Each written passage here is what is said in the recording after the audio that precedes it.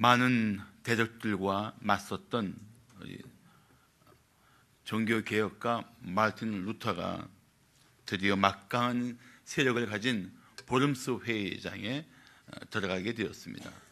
이 보름스는 지명인데 이것이 회의에서 이제 마르틴 루터에 대한 판결이 내리게 된 것입니다.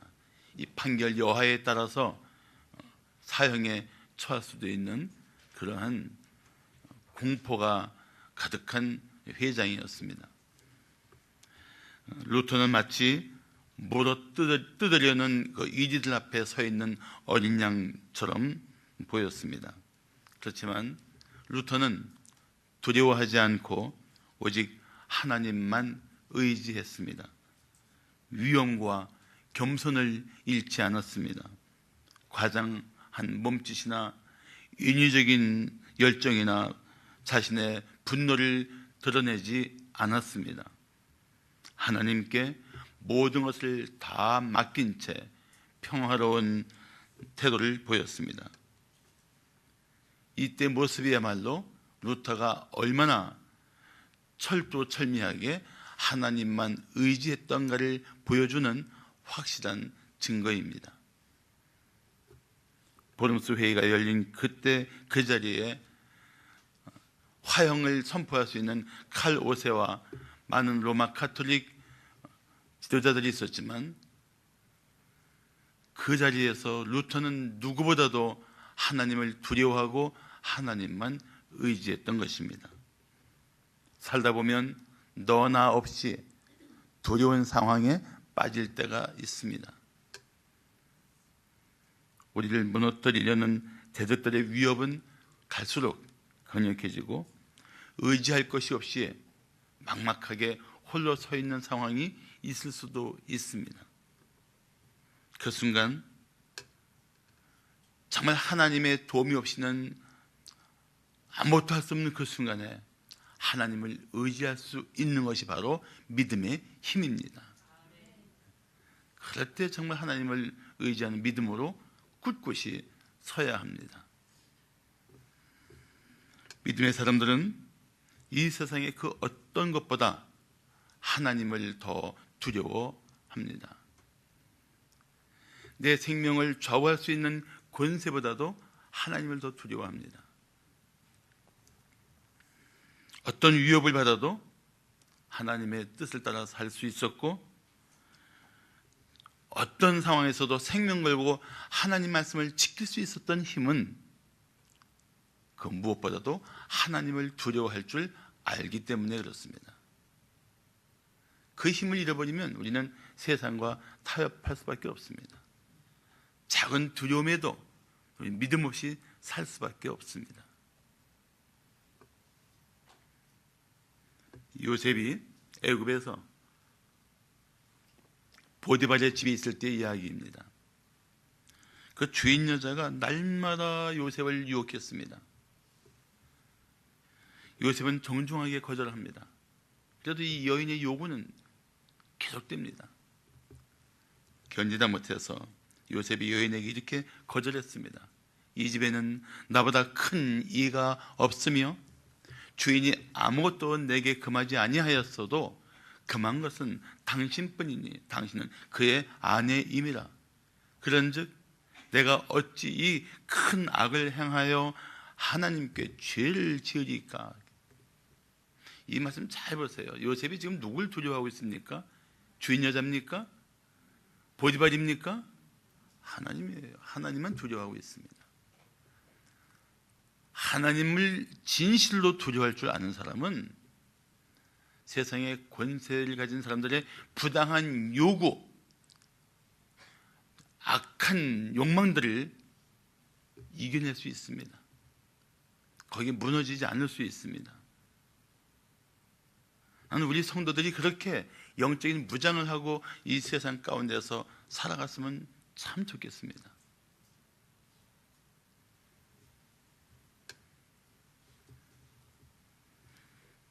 이런 요셉의 자세야말로 누구보다도 하나님을 경외하는 믿음의 사람다운 자세인 것입니다. 이 경외한다, 이 한자는 그냥 공경할 경, 두려워할 외가 같이 붙어있는 한자어예요. 하나님을 경배할 뿐 아니라 그분을 실로 두려워한다는 뜻입니다. 경외한다는 말이. 근데 그 두려움이 공포심을 말하는 게 아닙니다. 거룩한 두려움. 하나님 앞에 내가 살아계시고 참되신 하나님 앞에 내 삶이 있는데 내가 그분 앞에서 어떻게 살아야 될 것인가. 이 거룩한 두려움을 말하는 거예요. 그건 공포심이 아닙니다. 거룩한 구별을, 이 두려움을 다른 말로 말하면 구별된 두려움입니다. 구별된 두려움. 구별된 두려움을 좀 더 설명하자면 이런 뜻입니다. 두려워할 분을 두려워할 줄 알고 두려워하지 않을 사람을 두려워하지 않는 것. 성도는 그런 구별된 두려움을 가지고 있어야 돼요. 그 구별된 두려움에서 정말 내가 두려워할 대상은 오직 한 분입니다. 누구십니까? 하나님이에요. 나머지는 마치 내 생명을 자기 뜻대로 할 수 있는 것처럼 위협해도 두려움의 대상이 되면 안 돼요. 말은 쉽죠. 그런데 그렇게 살아야 됩니다. 그렇게 살려고 할 때 하나님이 당신을 도우실 것입니다.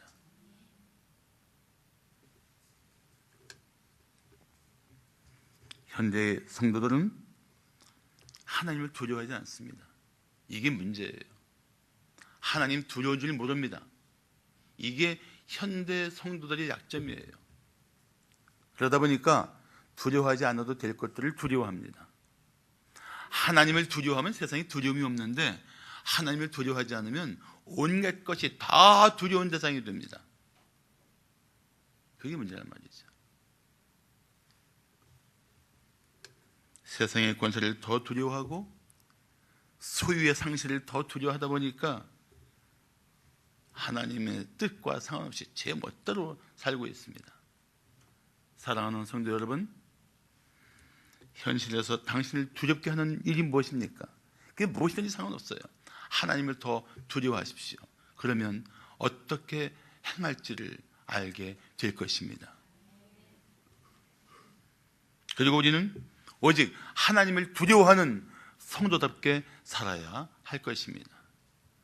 자, 두려운 현실에서 하나님만 의지할 이유가 무엇일까요?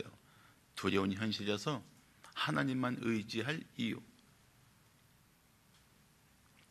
첫째, 지속적인 위협을 물리치기 때문입니다. 하나님만 의지할 때 지속적으로 부딪혀오는 위협이 있을지라도 그걸 물리칠 수가 있어요.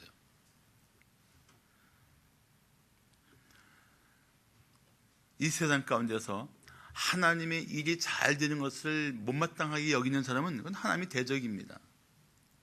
그렇지만 하나님의 사람은 어떤 삶의 자세를 갖습니까?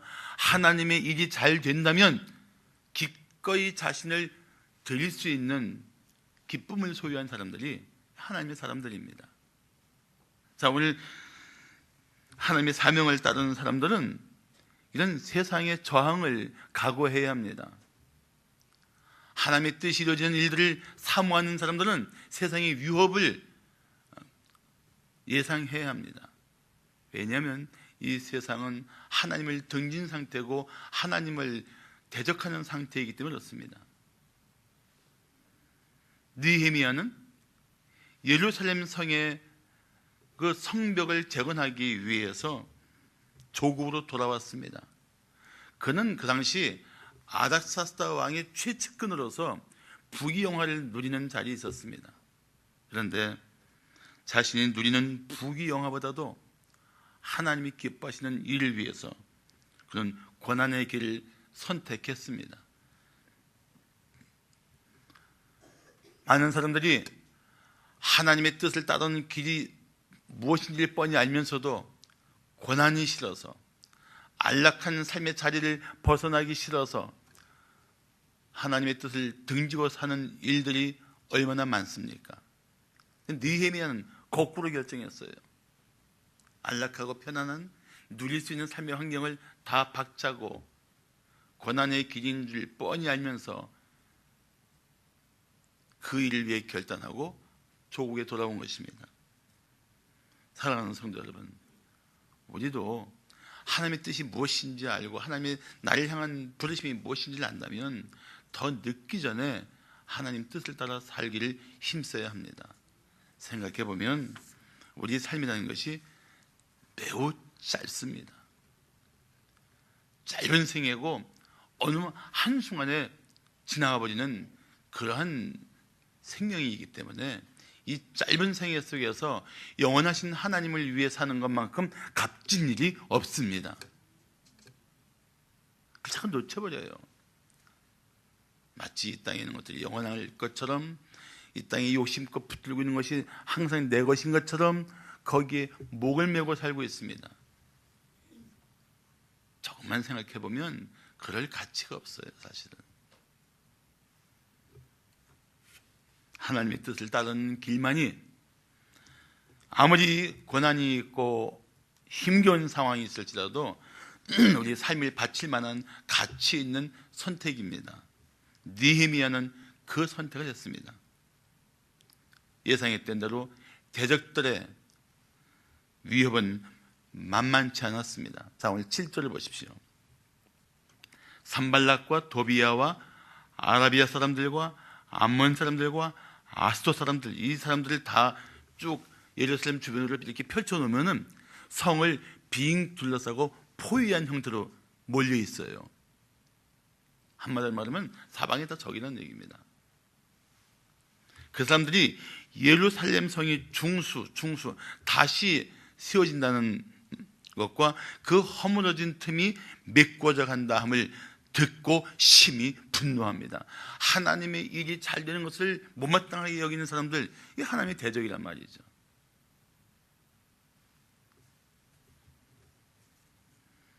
그런데 사실 이 예루살렘 성을 둘러싸고 있는 그들의 마음을 불편하게 하는 것은 그건 참 평화를 깨뜨릴 수 있는 위험한 짓이 될 수 있습니다. 그들의 심기를 불편하게 하면 생존에 위협이 있을 수 있습니다. 오히려 느헤미야는 그들과 함께 적당히 평화롭게 공존하기를 힘써야 할 지도자의 위치에 있을 수도 있습니다. 그렇지만 느헤미야는 그렇게 생각하지 않았습니다. 내가 저들과 위장된 평화를 누리느니 차라리 하나님이 기뻐하시는 일을 위해서 나는 온 힘을 다 바치겠다. 제가 김정은 정권이 무너지라고 기도하는 이유가 그런 포악한 지도자와 적당히 우리가 위장된 평화를 누리면서 저 동포들을 계속 그들의 압제 가운데 둘 수 없어서 그래요. 무너져야 될 정권은 무너져야 합니다. 진정한 평화를 위해서, 진정한 우리 북한 동포들의 자유를 위해서 느헤미야는 그 길을 택했던 것입니다. 그런데 8절에 보니까 가관입니다. 자, 8절 보세요. 다 함께 꾀하기를, 누가요? 산발락과 도비야와 그 있는 모든 대적들이 다 함께 도모합니다. 계획합니다. 뭘? 예루살렘으로 가서 치고 그것을 요란하게 하자. 기껏 쌓아 올린 성을 무너뜨리겠다는 것입니다. 사실 그들은 전면전을 펼칠 수가 없어요. 왜냐하면 느헤미야 뒤에는 그 당시에 가장 막강한 제국을 이루고 있는 아닥사스다 왕이 있었기 때문에 전면전은 펼치지 못합니다. 그런데 위협을 해서 공사를 멈추게 하겠다는 심리전을 펼치겠다는 것입니다. 사탄이 똑같죠. 사탄이 우리를 멸할 수 있습니까? 못합니다. 왜요? 우리는 생명의 주권자이신 하나님 손에 붙들려 있거든요. 사탄이 왜 우리 주변에서 얼쩡거리고 위협합니까? 우리 마음을 위축시켜서 하나님 뜻대로 살지 못하게 하려는 것입니다. 위협하고 겁을 주어서 거기에 넘어가면 안 되겠죠.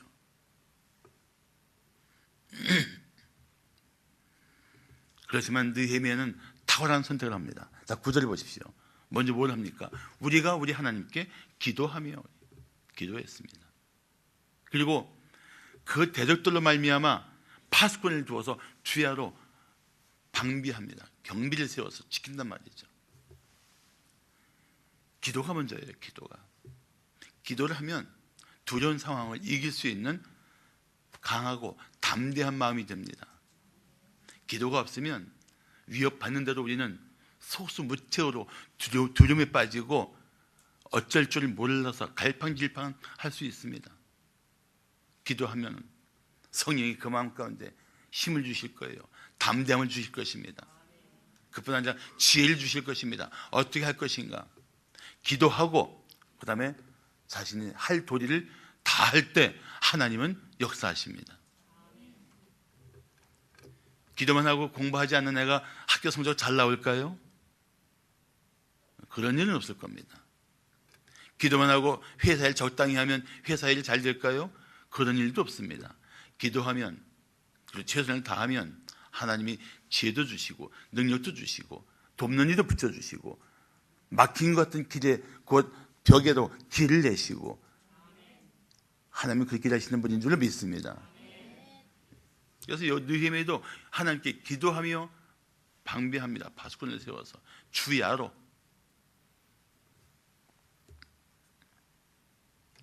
그런데 대적들이 아이고 저 경비하니까 틀렸다 그럽니까? 아닙니다. 11절을 보십시오. 우리의 원수들은 이르기를 그들이 알지 못하고 보지 못하는 사이에, 그러니까 이 예루살렘 성을 쌓고 있는 느헤미야와 그의 사람들이 알지 못하고 보지 못하는 사이에 우리가 그들 가운데 달려 들어가서 살육하여 칼로 쳐 죽이고 역사를, 이 공사를 그치게 하자. 이 위협이 계속되는 거예요. 계속. 이 지속되는 위협을 이길 수 있는 힘이 무엇인가? 하나님을 의지하는 것입니다. 그럴수록 어떤 위협 속에서도 우리를 능히 건져주실 하나님을 바라보아야만 합니다. 신명기 7장 19절을 말씀하기를 네 하나님 여호와께서 너를 인도하여 내실 때에 네가 본 큰 시험과 이적과 기사와 강한 손과 편팔을 기억하라. 네 하나님 여호와께서 네가 두려워하는 모든 민족에게 그와 같이 행하실 것이요. 그게 애굽에서만 있었던 일이 아니라 지금도 그런 능력으로 너희를 능히 건지시고 도우실 하나님이시다. 그 하나님을 주목하며 위협을 이겨내야 합니다. 물리쳐야 합니다. 자, 두려운 현실에서 하나님만 의지할 이유가 무엇일까요? 둘째, 부정적인 생각을 극복하기 때문입니다. 참, 이 외부의 대적도 문제지만 한편으로는 내부의 부정적인 생각과 말도 공동체를 힘들게 하는 이유가 됩니다. 오히려 외부의 고난은 우리를 더 힘있게 할 수도 있는데 이 내부의 부정적인 생각과 말은 한순간에 우리 마음들을 막 분열시키고 무너뜨릴 수가 있어요. 자, 10절을 보십시오. 유다 사람들은 이르기를 흙 무더기가 아직도 많거늘 짐을 나르는 자의 힘이 다 빠졌으니 우리가 성을 건축하지 못하리라. 이게 웬 말입니까?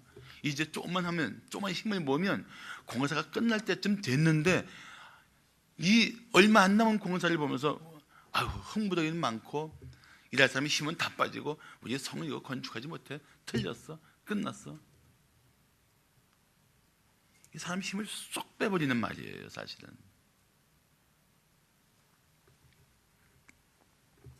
살면서 지나친 낙관도 문제지만 지나친 비관도 문제입니다.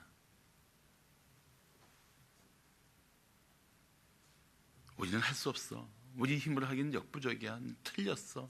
이런 말들은, 이런 비관적이고 부정적인 생각들은 공동체를 약화시키는 생각이요 말인 것입니다.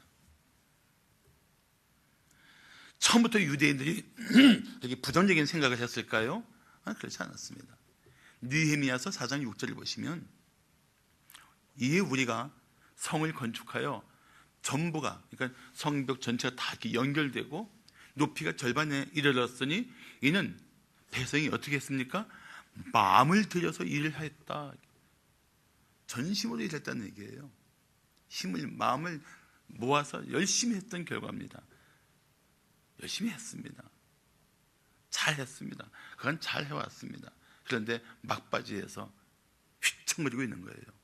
아이고, 힘도 없고 이 성을 짓기는 틀렸어. 물론 지쳤을 겁니다. 그렇다고 해서 성을 못 지을 만큼 끝난 상황인가? 결코 그렇지 않습니다. 우리는 끝까지 최선을 다해야 합니다. 우리 마음을 흔드는 부정적인 속삭임에 마음을 뺏기면 안 됩니다. 우리는 안 돼. 전에 해봤지만 안 됐잖아. 지금은 되겠어? 이런 분들을 너무 쉽게 빨리 하면 안 됩니다.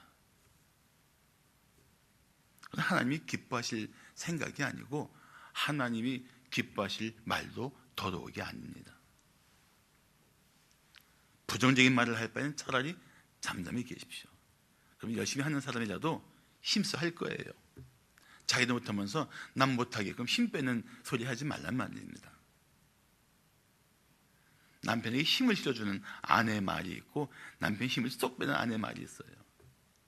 당신이 할 수 있어요. 힘을 실어주는 거예요. 당신이 뭘 한다고 그래 틀렸어. 아예 그냥 그만둬요.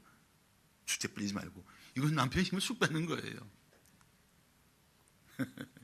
우리 위에는 그런 아내들이 없어요. 제가 알기로는. 설상가상으로 내부의 그 부정적인 생각이 마음을 힘들게 하는데 여기 또 문제가 터졌습니다. 자, 오늘 12절을 보십시오.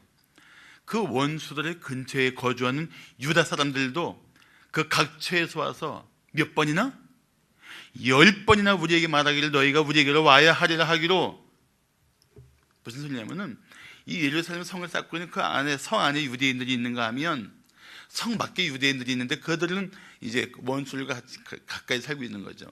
근데 그들이 와서 하는 말이 야 거기 있다면 큰일 나겠다. 이리 와. 여기 와서 우리랑 같이 있어. 거기서 성벽 쌓다 죽지 말고 일단 살고 보자. 그걸 몇 번이나? 10번이나. 그러니까 유대인들이 우리나라 속담을 잘 알고 있는 거예요. 10번 찍어 안 넘어간 나무 없다. 우리나라 속담이 이게 세계적인 속담인 줄을 성경 보고 알았어요.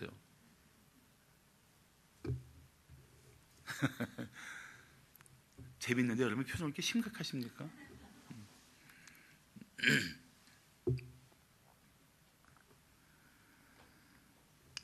이게 지혜로운 말처럼 보이지만 믿음 없는 소리입니다.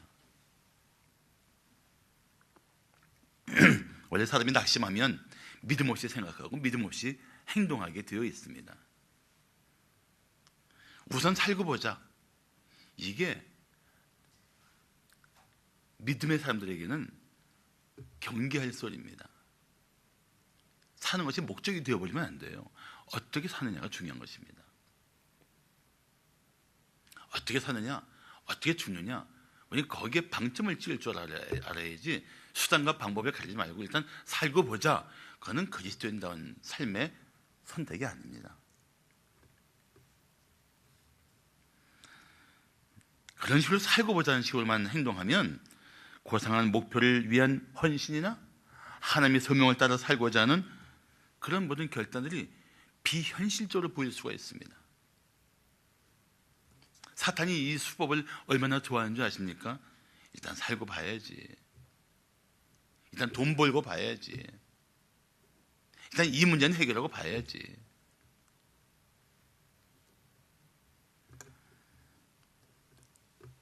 그래서 일단 살고 보자는 식으로 하나님의 부르심의 자리를 떠난 사람들이 있어요.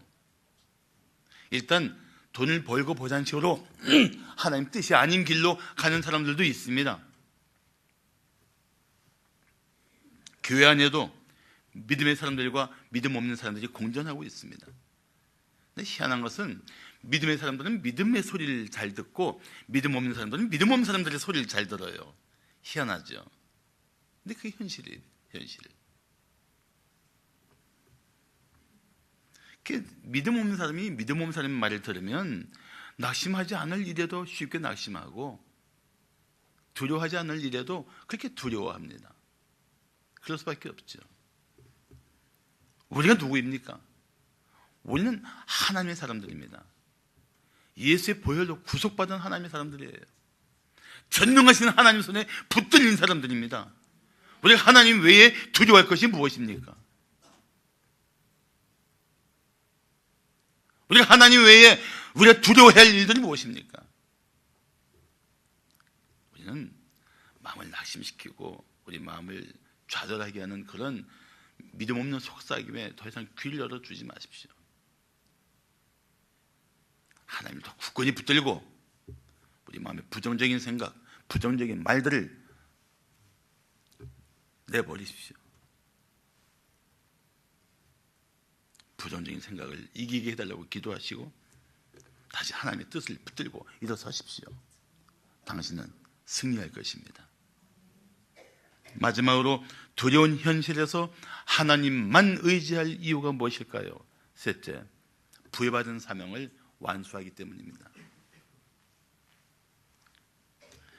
저는 개인적으로 그분이 뭐 다른 건 몰라도 사업하는 이 모습에서 정주영 회장을 참 좋아합니다. 이미 고인이 되신 분이지만 정주영 회장이 조그만 그 공장을 운영할 때 일입니다. 새벽에 공장에 불이 났다는 말을 듣고 급히 달려갔습니다. 그랬더니 직원들과 함께 피땀을 흘리면서 일군 공장이 화염에 휩싸여서 한순간에 잿더미가 되어버렸습니다. 직원들은 낙심해서 고개를 떨군 채 죄인의 모습으로 서 있는데 정 회장이 껄껄껄 웃으면서 이렇게 말했다고 합니다. 괜찮아, 내가 어차피 헐고 다시 지을 생각이었어. 힘을 내라고. 걱정하지 말고 다시 열심히 한번 해봅시다. 그래서 직원들 다시 힘을 내갖고 공장 다시 잘 짓고 그리고 다시 기업이 회복되기 시작했다고 합니다. 그런데 우리가 대적의 위협과 우리 안에 낙심케 하는 이 말들보다 더 경계할 것이 있습니다. 하나님을 잊어버리는 거예요. 하나님 없는 사람처럼 현실적인 문제에만 푹 빠져버리는 것입니다. 그걸 경계해야 됩니다.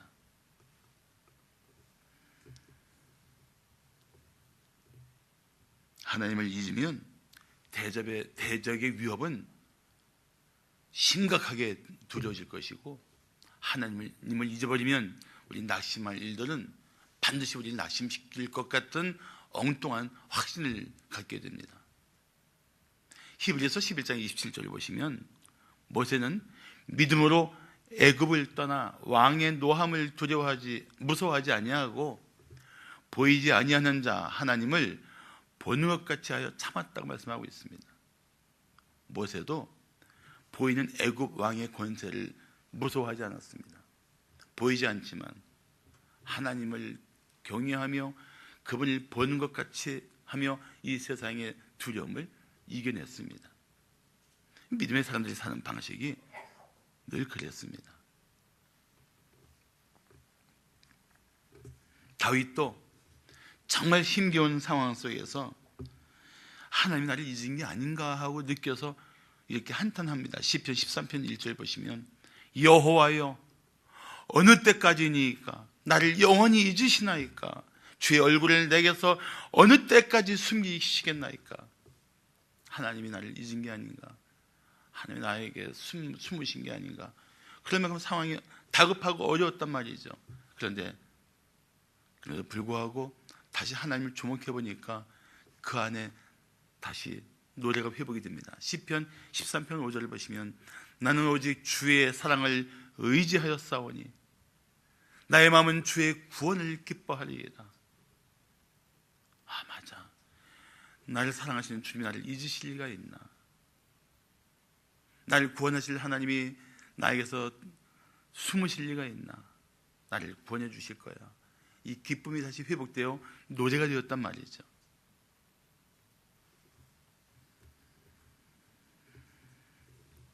느헤미야도 마찬가지입니다. 자, 오늘 본문 13절과 14절을 보시면 내가 성벽 뒤에 낮고 넓은 곳에 백성이 그들의 종족을 따라 칼과 창과 활을 가지고 서 있게 하고 내가 돌아본 후에 일어나서 귀족들과 민장들과 남은 백성에게 말하기를 너희는 그들을 두려워하지 말고 지극히 크시고 두려우신 주를 기억하라. 너희 형제와 자녀와 아내와 집을 위하여 싸우라. 여기 중요한 문장이 뭡니까? 그들 두려워하지 마라. 대적들 두려워하지 마라.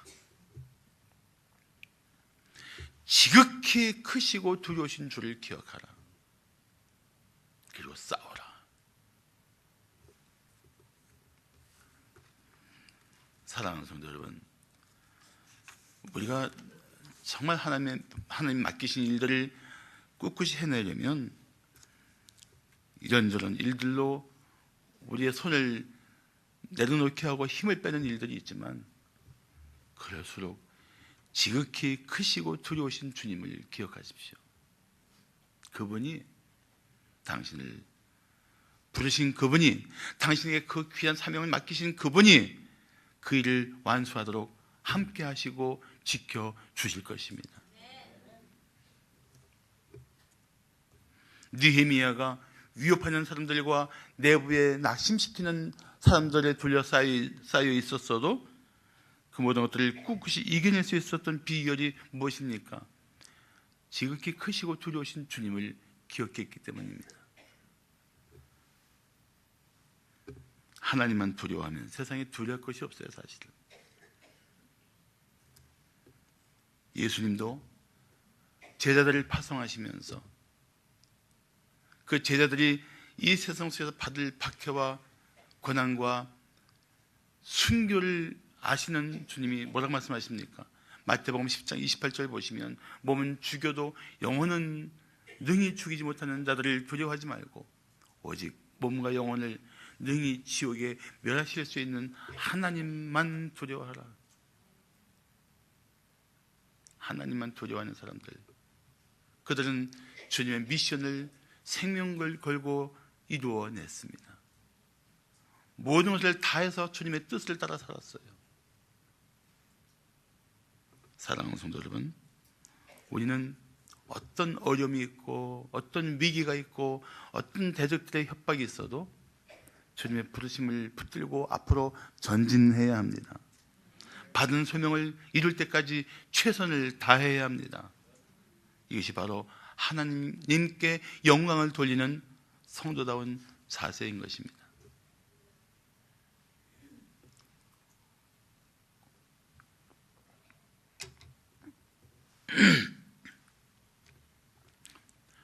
모세가 그 백성을 이끌고 가나안 땅까지 갔어요. 그리고 12 정탐꾼이 이제 그 가나안 땅을 정탐하고 왔습니다. 이 12 정탐꾼 중에 무려 10명이 그 현장을 보고 기가 막히고 마음이 무너져서 믿음 없는 보고를 합니다. 자, 민수기 13장 33절 보시면 거기서 네피림 후손인 아낙 자손의 거인들을 보았나니 우리는 스스로 보기에도 메뚜기 같으니 그들이 보기에도 그와 같았을 것이다. 이 믿음 없는 소리를 듣고 백성들은 밤새 통곡하며 부릅니다. 우리는 죽었다. 우리는 죽었어. 여호수아와 갈렙이 믿음의 소리를 해도 안 듣는 거예요. 못 듣는 거예요. 믿음 없는 마음으로 무너지기 시작하면 믿음의 외침이 안 들리는 거예요. 밤새 통곡합니다. 그리고 결국 그들은 가나안으로 전진하지 못합니다. 40년 후에 다시 그들은 가나안 땅을 마주보고 서 있습니다. 그리고 여리고성에 정탐꾼을 보냈습니다. 이 정탐꾼을 숨겨준 라합이 뜻밖의 얘기를 하는 거예요. 어떤 얘기일까요? 자, 여호수아 2장 9절을 보시면 여호와께서 이 땅을 너희에게 주신 줄을 내가 아노라. 라합의 고백입니다. 우리가 너희를 심히 두려워하고 이 땅 주민들이 다 너희 앞에서 간담이 녹나니. 난 이 말씀을 보면서 이런 생각이 드는 거예요. 이야, 40년 전에도 가나안 사람들이 심히 두려워하고 간담이 녹았는데 오히려 이스라엘 백성들이 스스로 자신을 메뚜기 같은 존재라고 평가절하하면서 두려움에 빠져서 방황했구나. 이스라엘 백성들이 두려워할 대상을 두려워한 것이 아니라 두려워하지 않아도 될 대상을 두려워하고 스스로 방랑의 세월을 살게 되었구나. 마찬가지예요. 우리가 두려워할 하나님을 두려워하지 않고 두려워하지 않을 세상을 두려워하면 우리는 하나님이 앞으로 나가도록 부름받는 존재답지 못하게 방황하며 헤맬 수 있단 말이죠. 아닐까요? 난 그렇다고 믿습니다. 그렇게 살 수밖에 없어요.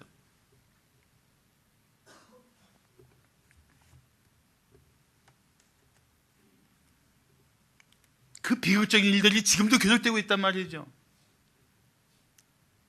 세상의 위협과 마음의 낙심 때문에 하나님이 나에게 맡기신 일들에 진보가 없이 주저앉아 있는 사람들도 있을 수 있고, 하나님의 존귀한 사명을 받고도 믿음이 없어서, 믿음이 약해서 그 존귀한 사명을 등지고 사는 사람들도 있단 말이죠. 나는 우리 성도들이 지극히 크시고 두려우신 주님만 기억하고 그 주님만 바라봄으로 이 세상을 넉넉히 이기는 믿음의 용사들이 되었으면 좋겠습니다. 그래서 오늘 성도들 마음에 이런 마음의 글을 좀 새기고 나갔으면 좋겠어요. 나는 지극히 크시고 두려우신 주님을 기억합니다. 나는 지극히 크시고 두려우신 주님을 생각합니다. 나는 지극히 크시고 두려우신 주님만 의지합니다. 그 마음으로 다시 삶의 현장으로 나가서 어떤 위협도, 어떤 낙심케 할 삶의 조건들도 넉넉히 이겨내고 주님과 앞에, 주님과 함께 당당히 앞으로 전진하는 여러분의 삶이 되시기를 축복합니다. 기도하시겠습니다.